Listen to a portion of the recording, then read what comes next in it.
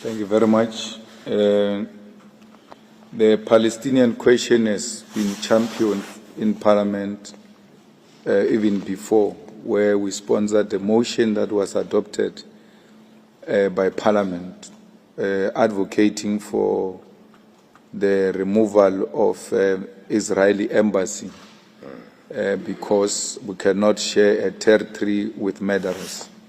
That resolution stands, and it is the responsibility of Parliament to ensure that the executive implement the Parliament resolution, and they will not stop until that matter has been attended to. You should know that the DA it's a product of an apartheid system which has always been in cahoots with the Israeli states.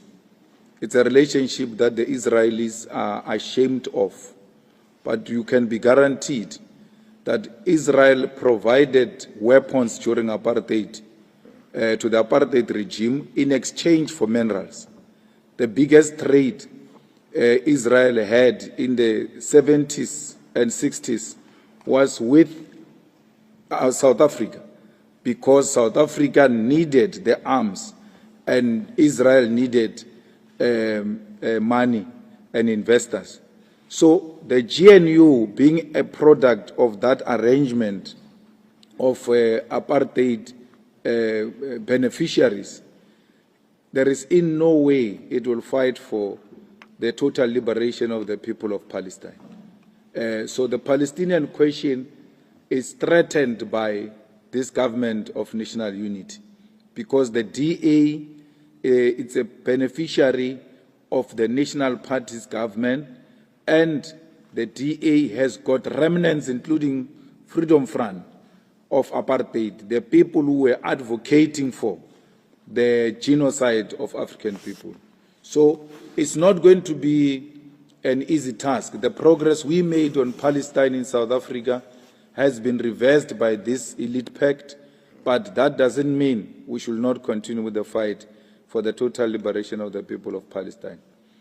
Phala Phala is not a dead issue. She cannot communicate with us through the media. We didn't communicate with her through the media. If this is how she wants to start as a speaker, she's going to have a very difficult time. Phala Phala has been submitted to her through a formal letter, and she will have to follow the Parliament processes to respond to us. The Parliament, the 7th Parliament, can deal with any matter. There's no way someone should say this matter was dealt with by the 6th Parliament, therefore 7th Parliament can't deal with it.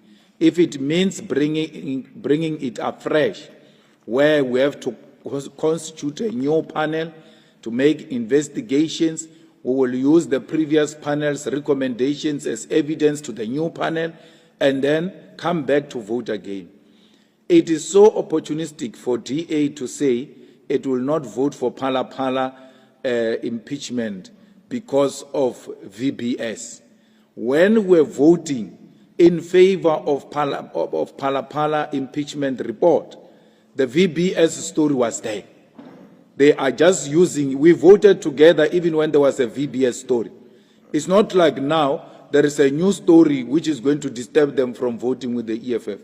They are using the VBS to abandon their own earlier stance for expediency.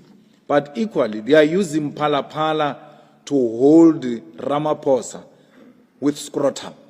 Because every time he tries to move, they are going to say Phala Phala. Every time he tries to move, Phala Phala. That's why they say, no, won't vote with these people. But they don't have a reason why they can't vote with us. They say, no, VBS is a story that is far bigger than what Phala Phala is, and therefore we can't vote with them.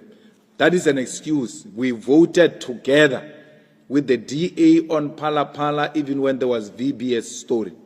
So there is no story of a VBS that can make the DA change their mind. They are just being opportunistic, but also wanting to use that issue to blackmail Ramaphosa. Any matter that required two-thirds majority, even in the past, before the arrival of MK, we were 44. We are now 102. but we got Parliament to vote in favor of amendment of Section 25 to allow the expropriation of land without compensation. That resolution required 2/3, and we did not have the numbers even at that time, but we were able to get those numbers. We will do the same even with this new Parliament. Now that we are 102, it means we are not looking for serious numbers to increase and then get this matter in the right direction. The PAC is already speaking about expropriation of land without compensation right inside cabinet. So we might not be together in the progressive caucus, but there might be issues that brings us together. And therefore, from time to time, if we share common grounds on any matter, it will not say, no, because they are not in the GNU, we can't vote with them. As long as we agree that this is the way to go. We voted for land expropriation without compensation with the ANC, and we voted for Phala Phala with the DA. It didn't mean we were in an alliance with any of the two. It was issues that were common, and we're agreeing on those matters. UDM, PAC, NCC leadership is right. They sold out, and we are extremely offended by that, because even when they were abandoning us, they never came back to us to say, count us out. That is an act of cowardice. A genuine, legitimate leader, once they change their minds, they have to come back and say, guys, don't count on us. We've eaten hot food from the other side, and therefore we're unable to continue with the agenda. When they want to come back, that discussion will take place with them at that moment. But for now, we are extremely disappointed by their actions, where they put a preference of blue lights over the lives of our people. Many of them, for sure, they realized in the next election, they are likely not to come back. So they must eat on their way out. That's why they accepted certain things. It's the same thing with Section 25. Where will you get the numbers? We'll do what we did even in the past to get the numbers on our side. The GNU will not last long. I give it a year. If it goes beyond a year, it will be 2 years, because after the ANC conference, it will collapse. Remember, the DA said we are prepared to work with the ANC of Cyril Ramaphosa. So the ANC conference is going to remove Cyril Ramaphosa, whether he likes it or not. It's his second term. He's not coming back. So the most likelihood, if they survive a year, after the ANC conference, they will not succeed, because like province of Gauteng, look at it. It has completely rejected the DA and went on to constitute government without the DA. And we're going to make sure that that government of Gauteng works. We're going to support it, because not to support the government of Gauteng is to support the DA. So if the Gauteng government fails, then the doomsayers are going to say, you see, if you don't work with the DA, you are going to fail. So we are not in an alliance with them. We're not voting for them for anything. We are going to vote for their budget, for whatever is required from us, in order to defeat the DA and demonstrate to the national leadership that you could have done the same. You don't need the DA for you to survive with the numbers you have. As long as you put progressive proposals on the table, you can still govern without having 50+1, because no one won elections. No one said we must work together.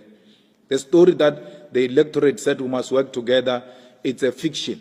Someone just created it. They did not vote for anyone.